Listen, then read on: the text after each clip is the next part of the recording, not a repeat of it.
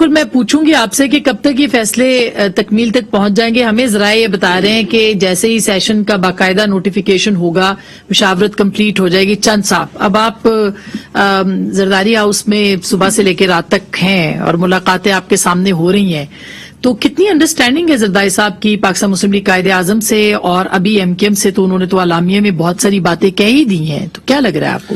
بسم اللہ الرحمن الرحیم. دیکھیں پہلے تو میں سمجھتا ہوں کہ جو آج سب سے اور ٹاپک ہے وہ جو حکومت نے جلسہ کرنے کا ذکر کیا ہے, میں سمجھتا ہوں پہلے تو کامل علی آغا صاحب بہتر بتا سکتے ہیں کہ اتحادی جماعتوں کی مشاورت سے جو جلسے کا اعلان ہوا ہے.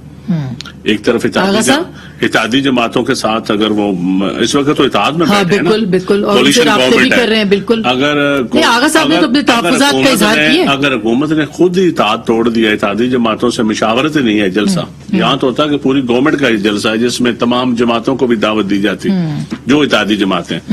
میرے خیال میں پی ٹی آئی نے خود ہی اعلان کیا ہے کہ ہم اپنا جلسہ کریں گے, تو اتحاد تو میرے خیال ہے پرنسپلی انہوں نے پھر عدم اعتماد کا اپنی اتحادی جماعتوں پر اظہار کر دیا, کیونکہ سب سے بڑا ایونٹ تو وہ اسلام آباد میں بنانے جا رہے ہیں. وہ دوسرا میرے خیال ہے کسی نے سیکھا نہیں ہے. بھٹو صاحب کے دور میں بھی لیاقت باغ میں جس طرح فائرنگ ہوئی تھی آپ کو یاد ہے, اس کے بعد بڑے بڑے سیاسی طور پر واقعات ہوئے ہیں.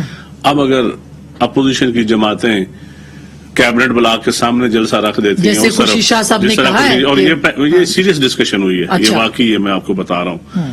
اور وہ اس ڈی چوک میں حکومت جلسہ رکھ دیتی ہے, تو اس سائڈ پہ اپوزیشن جلسہ رکھتی ہے, تو پھر کیا پھر اسی سائڈ سے ممبران اپنوں کو بھیجتی ہے.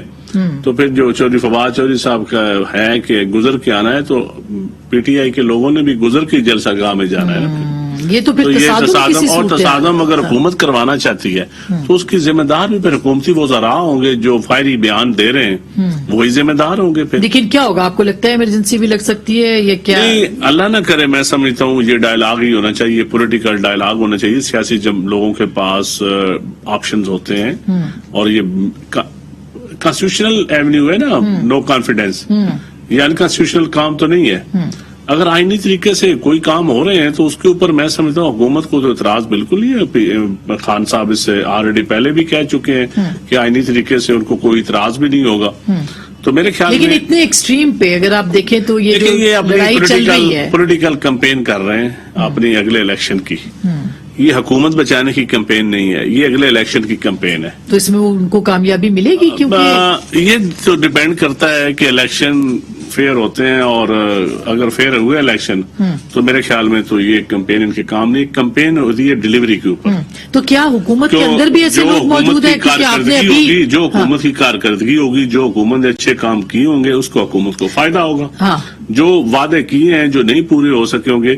دیکھیں یہ کلچر جو ہے نا گالی گلوچ کا اور یہ مار داڑ کا, چور ڈاکو کا کلچر جو ہم اپنائے جا رہے ہیں, جو ایک نیریٹو, یہ نیریٹو پبلک میں ایک آپ اس نوجوان آدمی کو تو آپ قائل کر سکتے ہیں کہ میں اس لیے لڑ رہا ہوں کہ جو آپ کے ساتھ رہے وہ پاک صاف, جو مخالف ہو جائے وہ ڈاکو چور.